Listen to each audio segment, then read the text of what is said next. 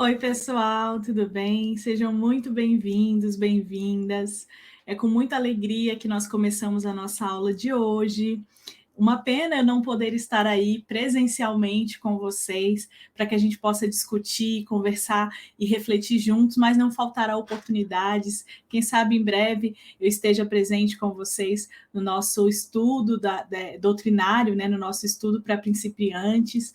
Mas é com muita alegria que eu gravo essa aula hoje e que eu já me coloco à disposição para as dúvidas, para as questões que possam surgir eventualmente, mas eu tenho uma mediadora, eu tenho uma pessoa, uma facilitadora muito querida, que por livre e espontânea pressão se colocou à disposição e que vai me ajudar também em um momento da nossa aula de hoje, que nós teremos sim interação, que nós teremos um debate e também posteriormente nas questões, ela também vai me ajudar e com certeza vai facilitar esse processo também de aprendizado. Eu não sei exatamente como é que está sendo para vocês o estudo, porque eu não tenho conseguido acompanhar, mas eu sei que esse estudo é primordial, é um estudo essencial para quem quer estudar a doutrina espírita, e desde já eu já fico muito feliz de vocês estarem engajados nesse processo, de vocês estarem realmente comprometidos em fazer esse estudo, em expandir os conhecimentos acerca da doutrina, e esse é um estudo que eu particularmente sempre indico, né, porque é um estudo básico, é um estudo que começa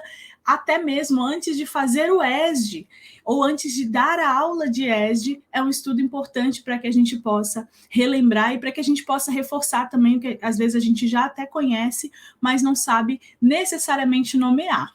Então vamos lá para o nosso contexto de hoje, né? É importante a gente lembrar, a gente saber de fato que nosso objetivo hoje aqui vai ser compreender, vai ser entender o que consiste, no que consiste o sentido do espiritismo, do que se trata o espiritismo, o que é o espiritismo, e de fato, assim, para que a gente possa compreender qual é o sentido da doutrina espírita e qual que é a diferença, por exemplo, da doutrina espírita para outras crenças religiosas, para outros princípios religiosos e por que a doutrina espírita. Esse é o sentido do nosso estudo de hoje. Né? Eu sei que vocês estão fazendo em um formato, às vezes, de debate, de ter algumas reflexões, e aí eu peço, com muita gentileza, com muito carinho, que vocês deixem as questões para o final.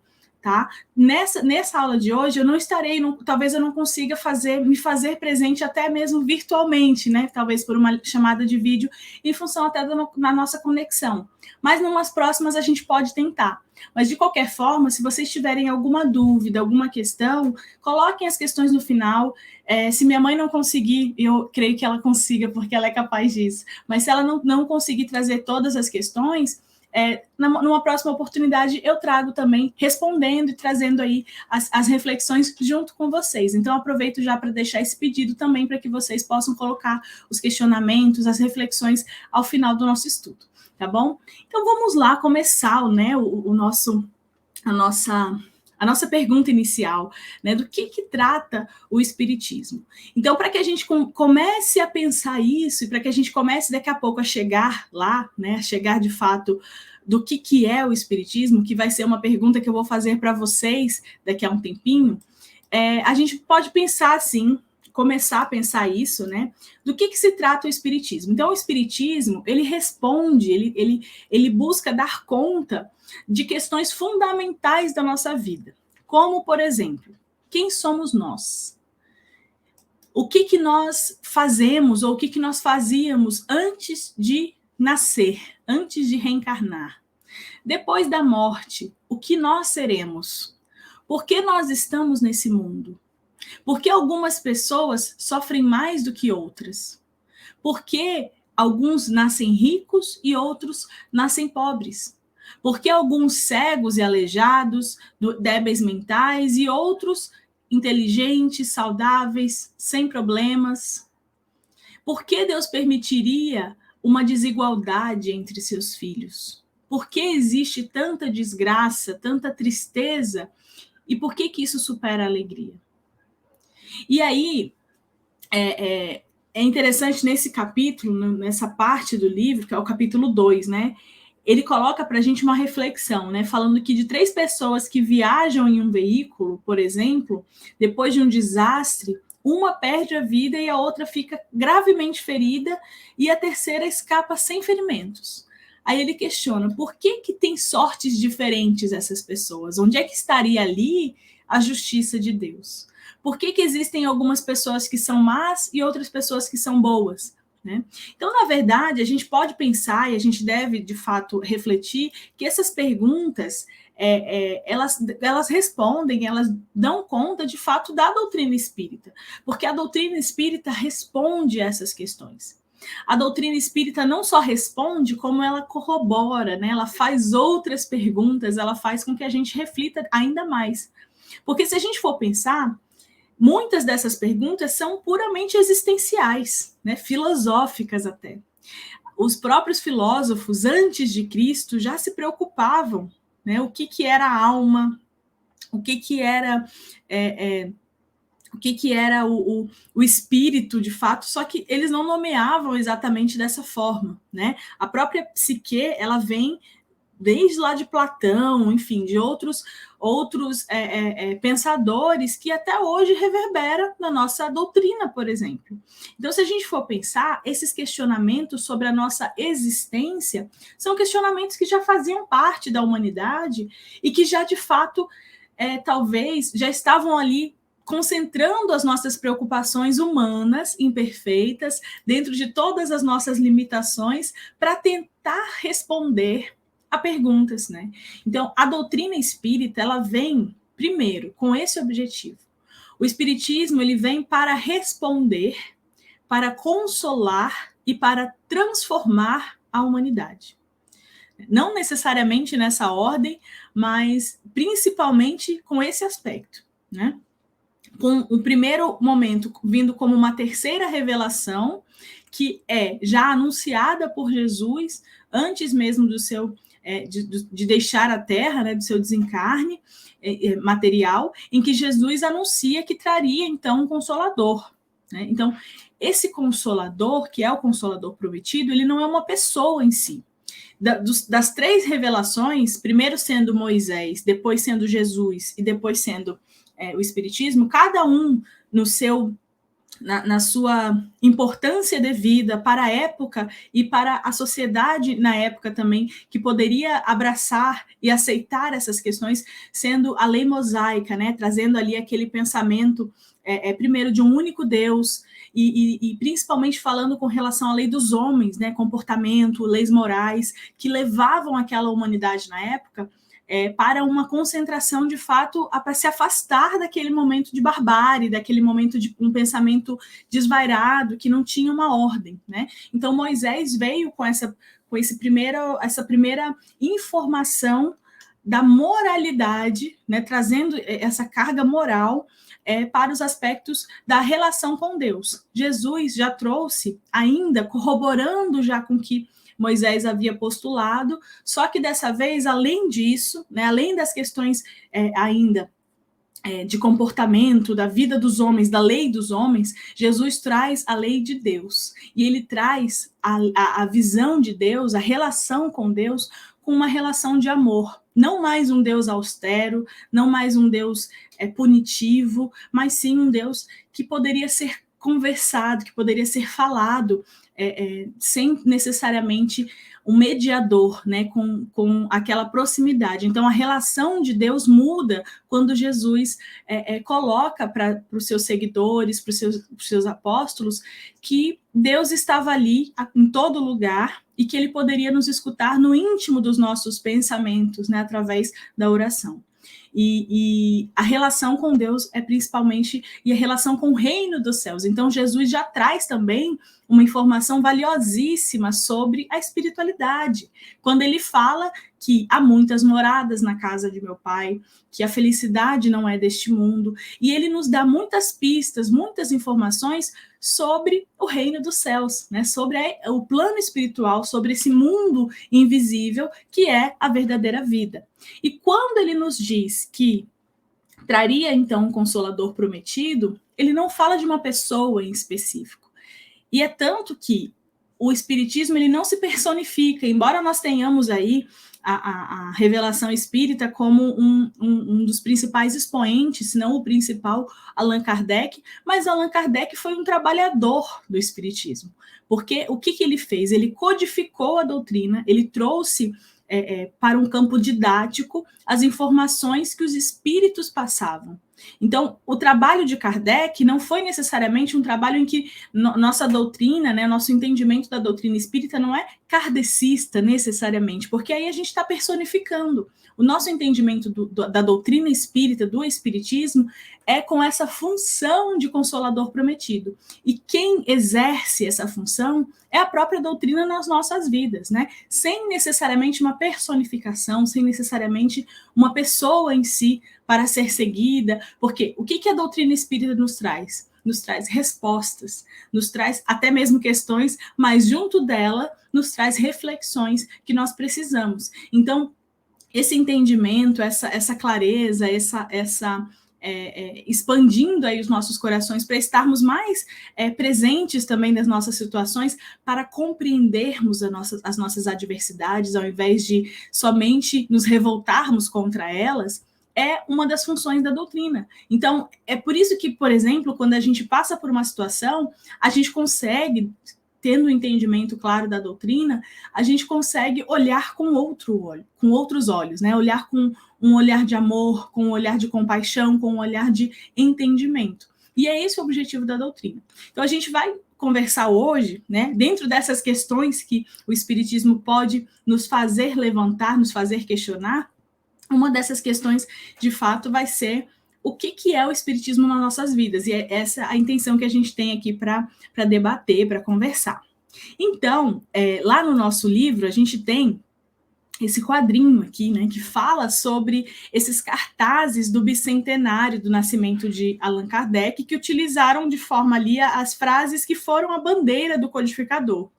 Trabalho, solidariedade, tolerância. Lembrando que Kardec foi um coração, deixa eu aumentar aqui para vocês verem também, né? Kardec foi um educador, né? Kardec era pedagogo. Hippolyte Léon Denisard Rivail, que é o seu nome de fato, ele tinha uma formação, ele dava aulas, ele auxiliava ali outros professores. Ele é contemporâneo de Pestalozzi, que modificou aí toda a forma de educação na Europa.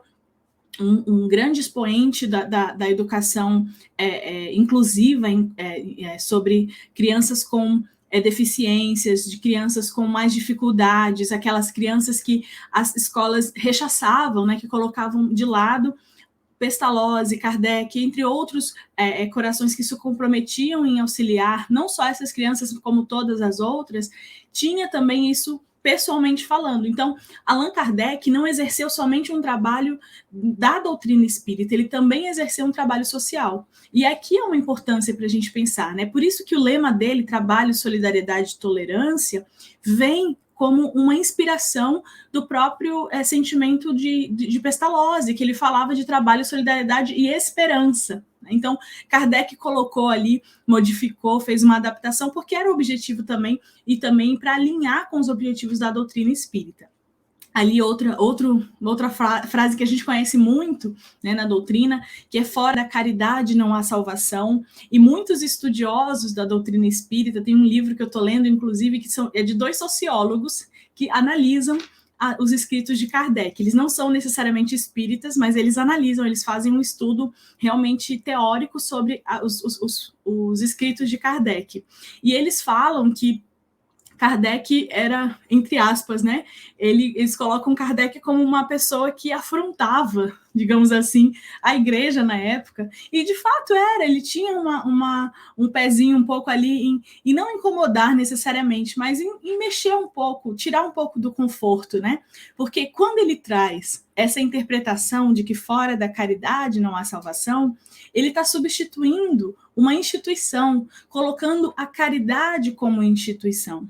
Né? Então, quando ele fala assim, fora da caridade não há salvação, ele está substituindo a própria igreja, porque antes era colocado para a sociedade na época, fora da igreja não há salvação, porque era esperado que a pessoa fosse à igreja, se confessasse para o padre, pagasse, né, pagasse literalmente os seus pecados, para que ela pudesse se redimir desses pecados. Então, fora da igreja não haveria salvação. E aí Kardec traz, dentro da codificação, todas as interpretações dos espíritos superiores, condensadas ali no Pentateuco kardeciano, que vocês já viram, inclusive, na aula passada, em que ele traz essas informações com muito mais clareza e faz a gente perceber, né, junto com o auxílio dos espíritos benfeitores, que, na verdade, o lema principal é a caridade.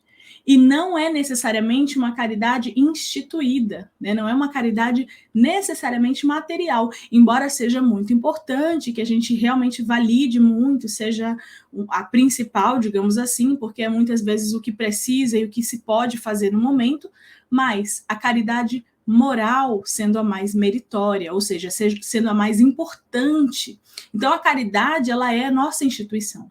É tanto que, quando a gente fala de espiritismo, a gente automaticamente associa a práticas caritativas, a práticas de benfeitoria. Por quê? Porque é o espírita a pessoa que mais se engaja nessas tarefas, se a gente pode dizer assim. Isso é muito importante, né? É um bom reconhecimento. Isso é o lado bom também. Então, é importante a gente ver que esses movimentos que Kardec fazia, né, por exemplo, inserindo ali, trocando uma palavra, né, de uma forma muito inteligente, né, trocando a palavra da igreja, colocando realmente caridade, porque é essa a intenção. A intenção do espiritismo não é se instituir enquanto dogma ou enquanto um templo, é, na verdade, servir como exemplo. Né? E qual é o melhor exemplo para a gente? É o exemplo do exercício do amor. Né?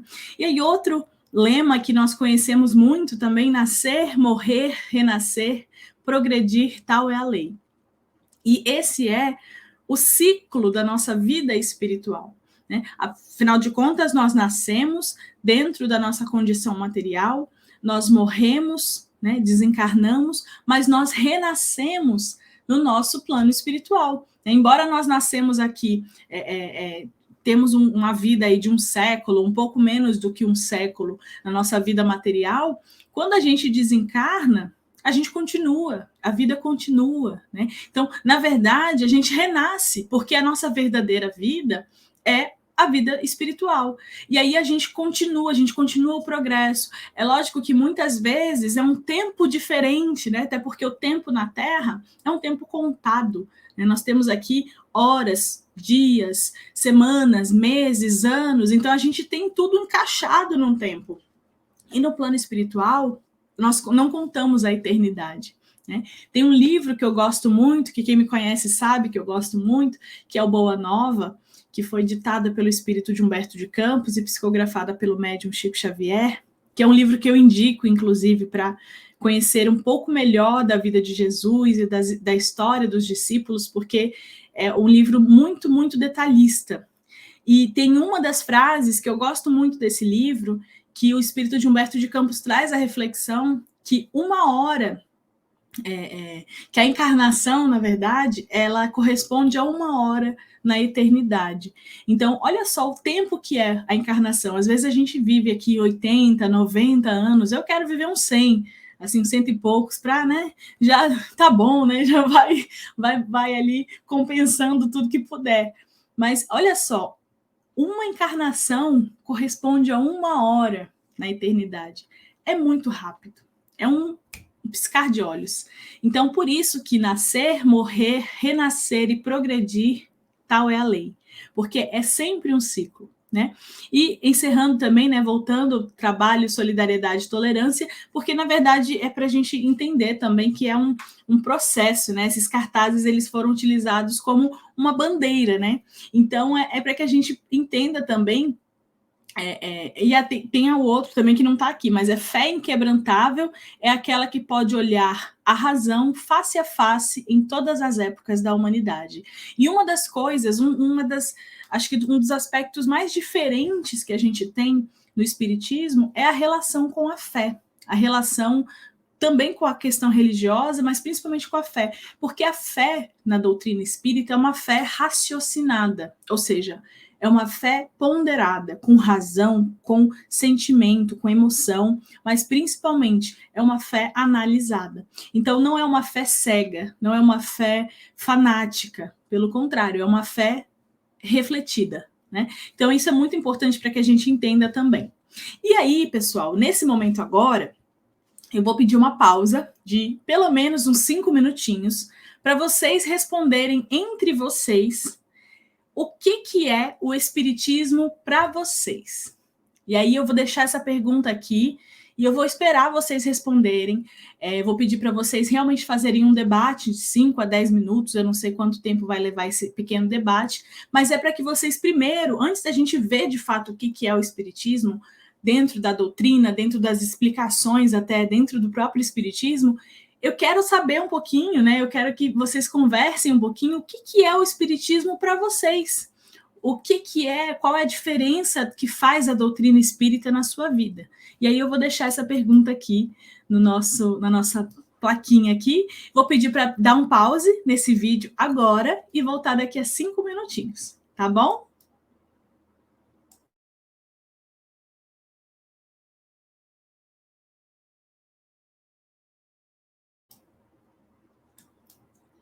Eu acho que já deu tempo, né? Bom, vocês já conversaram um pouquinho agora do que é o espiritismo e vocês já entendem, ou pelo menos já conseguem refletir, talvez, sobre qual é a diferença que tem o espiritismo na vida de vocês, né? Por que é importante a gente pensar? Porque, assim, a gente vai ver agora uma definição textual, uma definição literária dentro dos escritos da doutrina espírita sobre o que é o espiritismo. Mas é muito importante que nós entendamos qual é a função ou o que ele representa nas nossas vidas particulares. E aí eu posso até abrir um parêntese aqui e compartilhar com vocês o que é o espiritismo para mim, antes da gente entrar nessa parte da doutrina. O espiritismo para mim é a minha existência, né? Eu tive essa sorte de ter nascido numa família que é espírita. A família do meu pai já era espírita antes mesmo de eu nascer. E aí eu tive a sorte de ter um pai e uma mãe, porque depois que minha mãe casou com meu pai, ela conheceu a doutrina espírita. De ter essa família já me educando, já me levando desde cedo no centro espírita, me evangelizando, trazendo todos os valores, todos os conhecimentos da doutrina. Mas mais do que isso, eu diria, porque isso é o que corresponde à minha vida nesse momento, mais do que isso, eu diria que, de fato, o espiritismo é a minha existência, porque é ele quem explica, né? É o entendimento da doutrina espírita que me faz entender, que me faz compreender quem eu sou, o que eu estou aqui hoje fazendo, por exemplo, por que eu escolho, faço as escolhas que eu faço, por exemplo, como ser facilitadora espírita. Então, isso para mim é o espiritismo. É eu compreender e ter uma relação muito mais direta comigo mesma, ao passo que eu penso sobre quem eu sou, eu consigo refletir quem eu sou. Então, dito isso, né, dito que é o espiritismo, para mim e para vocês, a gente já entendendo um pouquinho melhor, a gente passa agora, de fato, para entender o que é o espiritismo de uma forma geral. Então, esse termo, né, o espiritismo, como está lá no nosso livro, o Allan Kardec criou esse neologismo, né, espiritismo, essa palavra que até então não existia, para designar a esse novo conjunto de ideias, definindo assim: o espiritismo é uma doença que trata da natureza, da origem e do destino dos espíritos, bem como de suas relações com o mundo corporal. E aí é interessante porque esse termo ele foi criado por Kardec, né, como está dizendo aqui no nosso livro. Mas o Kardec justifica a razão para ter sido criado esse termo, porque como era uma situação nova, uma experiência nova, algo novo, deveria também existir um nome novo, um termo novo. Então é importante a gente observar a clareza da linguagem, da escolha didática de Kardec, para evitar confusão, né? Uma confusão, inclusive, que é natural, dada a variedade de sentidos de uma mesma palavra. O próprio termo centro espírita, hoje em dia, né, já, por exemplo, com a questão cultural do Brasil, é confundido muitas vezes. E aí a gente vai ver os vocábulos, por exemplo, espiritual, espiritualista, espiritualismo, né? Tem conceitos diferentes. O espiritualismo, para que a gente consiga entender melhor, o espiritualismo é uma doutrina filosófica, né, que afirma, assim, a existência de uma alma imortal do homem, né? Isso é, existe um princípio substancial diferente da matéria do corpo, e, nesse caso, diz respeito a acreditar na existência de uma alma espiritual, imaterial, que vai conservar a individualidade depois da morte, né? É o oposto ao materialismo. Platão, inclusive, já falava sobre a existência dessa alma, né, há 2.500 anos atrás, né? Ele já questionava, inclusive, o próprio Kardec se utilizou de algumas falas, de alguns escritos de Platão, para comentar sobre a existência da alma. Por quê? A gente tem que lembrar, daqui a pouco a gente vai falar sobre isso, a doutrina espírita tem seu tríplice aspecto, né, que é a filosofia, a ciência e a religião. Né? Então, a filosofia entra nesse aspecto de compreender a existência, né, de compreender isso que vai para além. Então, aquela pessoa que acredita que exista alguma coisa além da matéria, né, que exista uma força superior que rege alguma coisa nesse sentido, é uma pessoa espiritualista, mas não significa necessariamente que essa pessoa acredite na existência dos espíritos ou na comunicação com esse mundo invisível. São coisas diferentes, são aspectos diferentes. Então, é por isso que o termo espírita e espiritismo são atribuídos, de fato, à prática da doutrina espírita, né, que foi postulada por Allan Kardec. E doutrina, daqui a pouco a gente vai ver com mais calma, mas esse termo de doutrina, ele diz respeito também a outros aspectos. É por isso que a gente fala doutrina espírita. Ele diz respeito ao conjunto de leis, ao conjunto de princípios. Mas daqui a pouco a gente entra nesse aspecto com mais calma. Então, assim, o espiritismo é, ao mesmo tempo, uma ciência de observação e uma doutrina filosófica. Então, ao mesmo tempo que ele se corresponde a um conhecimento, né, que é esse aspecto da ciência, ele também diz respeito às questões existenciais, às questões da reflexão do próprio ser humano, na condição humana espiritual, né, que a gente vai falar daqui a pouco também desse tríplice aspecto. E, como ciência prática, ele consiste nas relações que se estabelecem entre nós e os espíritos. E é por isso que a doutrina espírita é diferente de outras crenças religiosas, porque nós temos uma relação direta com o plano espiritual e nós mediamos essas relações. Né? Então, como filosofia, por outro lado, ela já compreende todas as consequências morais que dimanam nessas mesmas relações. Então, nós temos aqui o entendimento de que a ciência de observação e doutrina filosófica correspondem a aspectos diferentes de uma mesma relação da doutrina com a humanidade. Né? Então, aqui a gente já tem uma informação importantíssima. Doutrina espírita também é científico. Né? E aí a gente pode pensar, mas, poxa, como? Falar com o espírito é científico? É exatamente esse o ponto. Não tem como a gente afirmar que os espíritos não existem. Porque, primeiro, as provas das existências e da comunicabilidade com eles são irrefutáveis. Né? Quantos de nós, sem percebermos, né, sem querer, às vezes a gente se pega pensando numa pessoa, por exemplo, estou preocupada com tal pessoa, e daqui a pouco o nosso telefone toca e é a pessoa. Se isso não é uma comunicação indireta, em que a espiritualidade dá um jeito ali de fazer essa ligação, a gente não tem como dizer o que é.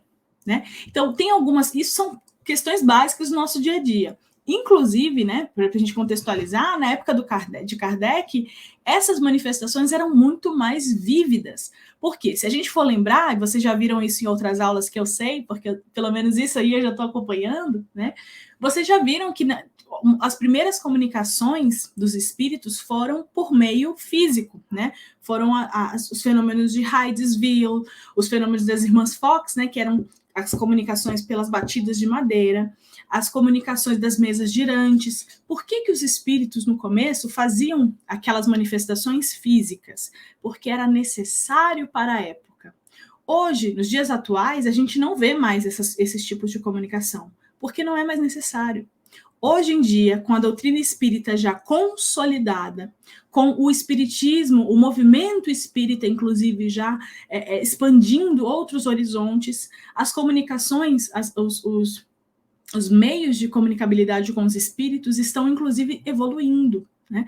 Um exemplo é agora, nesse momento, eu dando uma aula da doutrina espírita, uma aula de um estudo espírita via internet, né? Eu aqui, em outra cidade, conseguindo me comunicar de uma forma, a princípio indireta, com pessoas de uma outra cidade. Isso é evolução, né? Isso é, de fato, avanço tecnológico. E o espiritismo também avança tecnologicamente. Né? A gente precisa lembrar disso, porque é uma ciência prática, é uma ciência de observação. Então, acompanha todos os movimentos e todas as mudanças tecnológicas que acontecem no mundo também. Né? Então, vamos lá, vamos continuar nossas reflexões aqui. Então, o espiritismo é uma doutrina filosófica de efeitos religiosos, olha que interessante, de efeitos religiosos, como qualquer filosofia espiritualista, pelo que forçosamente vai ter as bases fundamentais de todas as religiões: Deus, alma e vida futura. Então, todas as religiões se baseiam na existência de Deus, de espírito e de vida futura, ou de continuidade dessa existência, dessa vida. Né? A diferença é que não é uma religião constituída, visto que não tem culto, não tem rituais, não tem templos. Sem ser uma religião, o espiritismo se prende essencialmente às ideias religiosas, se desenvolve naqueles que não as têm incertas. Então, qual é a religião? Qual é o aspecto religioso da doutrina espírita, afinal de contas? Quando a gente fala de religião no espiritismo, a gente está falando da ligação, da relação, porque religião vem do termo relação, né, com Deus. E essa relação, inclusive, eu gosto muito dessa palavra, né, porque relação é um laço refeito. E é um laço, então ela tem dois lados, ela tem duas formas de acontecerem. Então, é um laço que vem daqui para lá e de lá para cá. O telefone, quando a gente faz a prece, por exemplo, ele não toca só daqui para lá, ele também toca de lá para cá. E aí cabe a gente perguntar, será que a gente quer ouvir? Será que a gente quer atender? Né? Então, para a gente pensar, para a gente refletir junto, qual que é esse aspecto da doutrina? Né? Vocês já viram na aula anterior, né, que esse conjunto de princípios, de leis, que é a doutrina espírita, né, revelada pelos espíritos superiores, essas informações todas estão contidas lá na codificação, no Pentateuco kardeciano, né, que são 5 obras básicas que são essenciais para a leitura, que são o Livro dos Espíritos, o Evangelho segundo o Espiritismo, o Livro dos Médiuns, o Céu e o Inferno e a Gênese, né? São 5 obras básicas. E o que é essa doutrina? Quando a gente fala de doutrina, a gente está falando de um conjunto de princípios e leis que visam um mesmo propósito, né? Que visam uma base, né? E aí a gente volta aqui no slide anterior, que fala sobre essa doutrina filosófica, né? Então, a doutrina, de fato, ela tem uma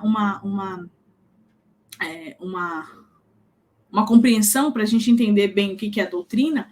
Ela diz respeito, principalmente, quando a gente fala, por exemplo, de questões de um mesmo objeto de estudo. Né? Então, são um conjunto de leis, um conjunto de princípios que de um sistema político ou de um sistema religioso, como é o nosso caso, ou de um sistema econômico, enfim. Um exemplo, quando a gente fala da doutrina das leis no direito, né? Porque estamos falando de um conjunto de conhecimentos de uma área específica. Então, para que a gente entenda, de fato, essa dimensão dessa doutrina filosófica, a gente precisa compreender essa doutrina no aspecto do próprio espiritismo. Quando Kardec postulou as 5 obras básicas, ele não separou as obras básicas por acaso. O Livro dos Espíritos, por exemplo, que é o primeiro livro, é um livro de perguntas e respostas. Mais de 1000 perguntas e mais de 1000 respostas. Né? E às vezes ali tem mais respostas do que perguntas. Porque se vocês forem ver, existem perguntas que os próprios espíritos didaticamente dividem. O próprio Kardec fez isso também. Kardec era um professor, era um educador. Então ele estava interessado em levar aquelas informações de uma forma mais clara possível. Né? E aí a gente tem essa informação, a gente tem esse aspecto, né, para a gente entender melhor, as 5 obras básicas, a gente tem também o livro dos médiuns, que também são perguntas e respostas, que tem ali os itens, né, tem os capítulos que são mais separados, e são separados por temática. Até o livro dos espíritos é separado por temáticas também, se eu não me engano, são 4 partes. O Evangelho segundo o Espiritismo, por outro lado, já são as passagens bíblicas, as passagens dos apóstolos, falando sobre a vida de Jesus, sob o olhar da doutrina. Então, a interpretação são dos espíritos. Então, a gente tem lá uma passagem bem conhecida da Bíblia, enfim, em que os espíritos respondem ou comentam sobre essa passagem e dão a visão doutrinária. Né? O livro Céu e Inferno também, o livro A Gênese, todas essas obras têm ali no seu principal objeto de estudo, o conjunto da doutrina espírita, o conjunto do espiritismo. E aí, no Evangelho segundo o Espiritismo, nós temos a informação de que o Espiritismo instituiria, então, a verdadeira religião, né? A religião natural, a que parte do coração e vai diretamente a Deus. Então, a religião que é relacionada, né, que é colocada para nós na doutrina, é a religião do amor. É a relação que nós temos com Deus, com a espiritualidade, a relação que nós temos com Jesus, sendo o nosso exemplo, né, o maior exemplo que nós já tivemos na Terra. Então, esse é o sentido. Então, o Espiritismo, ele é, sim, essa ciência nova que vem revelar aos homens, por meio de provas irrecusáveis, a existência do mundo espiritual. E também a relação desse mundo espiritual com o mundo físico. Então, a doutrina espírita, ela vem com esse objetivo. O fato de nós podermos nos comunicar com os espíritos e de nossa vida continuar. Né? O espiritismo, ele nos mostra não mais a relação com o mundo invisível, com o mundo espiritual, como algo sobrenatural, como algo fantástico, como algo maravilhoso, mas sim como uma das forças vivas que atuam na natureza, como algo natural. Então, alguns fenômenos hoje, até hoje, que são incompreendidos, são colocados ainda, né, num patamar de fantástico, de maravilhoso. A doutrina espírita vem, explica e fala sobre eles, e desmistifica, e tira ali aquele caractere, assim, que é de algo fantástico, de algo que ultrapassa do natural, quando, na verdade, é natural. Né? Allan Kardec comenta, inclusive, que é sobre essas relações que o Cristo faz alusão, né, que ele fala em muitas circunstâncias, e daí vem que muito do que Jesus falou permaneceu incompreendido, ou até falsamente interpretado. Então, o Espiritismo, ele se constitui, de uma forma geral, como uma chave para o auxílio de explicar tudo de uma forma mais simples. Né? Imagina a gente poder explicar a nossa existência, que mesmo os filósofos há 2.500 anos atrás tentavam explicar e não conseguiam. E aí vem o Espiritismo e explica sobre o progresso, sobre as leis morais, sobre a ação e reação, sobre a lei de causa e efeito. Não é tão fácil, né? Mas não precisa ser tão complexo. Porque é assim simples, né? Só muitas vezes o nosso problema é que a nossa condição humana facilita isso também, né? É que nós somos levados a achar, né, ou a interpretar de uma forma mais complicada, né? Digamos assim, de uma forma mais difícil, se a gente puder dizer assim. Então vamos lá, quais são os principais objetivos do Espiritismo? A gente já está mais ou menos se encaminhando para o final da aula. Né? Não sei exatamente se eu consegui corresponder ao tempo exato da nossa aula, eu espero que eu não tenha nem passado muito e também nem me adiantado muito no tempo que é previsto, que a espiritualidade nos permite também estudar, mas eu acho que nós estamos dentro do que é esperado, pelo menos. Né? Então, quais são os principais objetivos do Espiritismo para que nós possamos compreender e já encaminhar para os encerramentos, né? Então, o principal é realizar o progresso espiritual da humanidade. Então, nós temos aqui como foco principal o progresso. E o progresso é inexorável. Ele vai acontecer, independente se nós queiramos ou não, ele vai acontecer. Na verdade, a gente sempre quer. Mas o nosso coração às vezes impede, né? A gente vai fazendo algumas escolhas, a gente vai atrasando um pouquinho esse progresso, mas ele vem, uma hora ele vem. A gente não diz assim, nossas mães dizem muito isso, né? Olha, tu vai aprender, se não é pelo amor, vai ser pela dor. O progresso também é assim. Né? O segundo ponto, o objetivo principal do Espiritismo é transformar o homem num ser de bem e, consequentemente, transformar também a sociedade.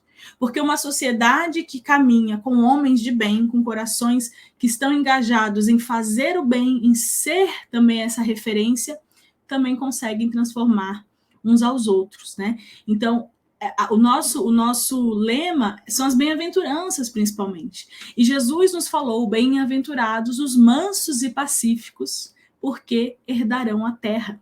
Né? Por que ele fala de mansos e pacíficos? Porque são corações que sabem, dentro da sua plenitude, do seu entendimento, da sua compaixão, da sua empatia, conseguem ali tratar com brandura determinadas situações, conseguem ser pacientes, são os que pertencerão ao mundo de regeneração, ao mundo transformado a partir das atitudes. Né? Então, por isso que é transformar o homem e a sociedade em uma sociedade de bem também. Reviver o cristianismo puro sob as bases dos ensinamentos de Jesus. Um dos lemas da doutrina espírita é o evangelho redivivo, ou seja, o evangelho reavivado, renascido. Então, o ideal do espiritismo é lograr esses objetivos, é conquistar esses objetivos, independentemente dos valores econômicos, das formas exteriores, dos convencionalismos restritivos, das condições sociais, políticas, econômicas que a gente está. Porque o nosso progresso vai acontecer. E o que acontece no nosso mundo espiritual, na nossa vida espiritual, independe necessariamente do que está acontecendo no mundo lá fora, porque a nossa reforma começa primeiro dentro da gente, para depois crescer, né? Para depois se expandir. Por isso que a gente fala da reforma íntima. E por último, mas não menos importante, desses objetivos, a gente fala de dar ao homem uma fé sólida, baseada na razão, ou seja, uma fé raciocinada, né? Uma fé pensada. E aí a gente pode pensar, né? A gente pensa nessa questão do tríplice aspecto da doutrina espírita, né? Do aspecto científico, do aspecto religioso, do aspecto filosófico, que unidos, né, nessa tríplice, formando aí essa base para a doutrina espírita, para a aplicação da doutrina espírita, nós entendemos como que um depende do outro. Né? Então, nós temos aqui a compreensão, né, porque se nós retirarmos o aspecto religioso, por exemplo, da doutrina espírita, ficaria um corpo sem coração. Se nós retirássemos o aspecto científico, a ciência, ficaria um corpo sem mente, sem pensamento, sem reflexão. Se nós tirássemos o aspecto filosófico, ficaria um corpo sem movimentos, sem existir. Então, é muito importante que a gente entenda, né, que a doutrina espírita, ela vem, né, como um consolador prometido, com essa função, basicamente, né, para ajudar, para auxiliar a humanidade a resolver seus problemas, esclarecendo principalmente sobre a realidade espiritual, encaminhando para um conhecimento superior da vida, entendendo que as nossas ações têm reflexos em toda a nossa existência, que o que nós fazemos hoje nesse plano vai refletir da nossa vida futura. Então, as escolhas que nós fazemos, das mais simples às mais complexas, vão refletir no nosso mundo espiritual, no nosso mundo interior e no nosso mundo exterior. Né? Tudo bem, minhas amigas, meus amigos, eu espero que tenha sido tudo bem para vocês. Nós já estamos aqui chegando no nosso momento final. Eu aproveito para agradecer essa oportunidade, essa confiança no trabalho, no engajamento de vocês também nessa tarefa, nessa atividade do Lar Francisco de Assis. Eu deixo o meu beijo carinhoso. Vamos fazer a nossa prece. Eu fico honrada também de poder fazer essa prece com vocês. Não estou aí presencialmente, mas com certeza o meu pensamento, o meu coração está. Então vamos lá, fechar os olhos nesse momento. Respirar fundo, imaginar a figura amiga de Jesus, à espera de um abraço. Um abraço demorado, um abraço que consola, que acolhe, que nos envolve. E assim, Senhor querido, amparados nesse abraço, nós te agradecemos. Te agradecemos por cada momento em que nos é possível refletir os porquês, as razões, em que somos convidados gentilmente a pensar sobre o nosso futuro, sobre o nosso presente e aprender com o nosso passado. Nós te agradecemos, Senhor, por essa casa querida, que nos acolhe, que nos abriga, que nos convida a aprender, a desenvolver as nossas capacidades, a dar vazão às nossas potências mais íntimas, de transformar, de melhorar, ou de pelo menos refletir. Te pedimos, humildemente, que fique conosco no retorno aos nossos lares, nos abraços às nossas famílias, no acolhimento das nossas tristezas e dificuldades mais íntimas que só tu, muitas vezes, escuta. Te agradecemos, Senhor, por todas as possibilidades que nos permite neste dia e nos dias que estão por vir, de nos transformarmos intimamente e de estarmos à disposição da espiritualidade amiga, dos nossos amigos queridos, dos nossos colegas, vizinhos, colegas de trabalho, amigos de outrora, de outros lugares, em que a todo momento somos convidados a aprender e a trabalhar. Fica conosco hoje e sempre. Nos ampare, nos abençoe e nos ilumine, Senhor. Muito obrigada. Que assim seja. Tchau, pessoal. Até a próxima, se Deus quiser. Tchau, tchau.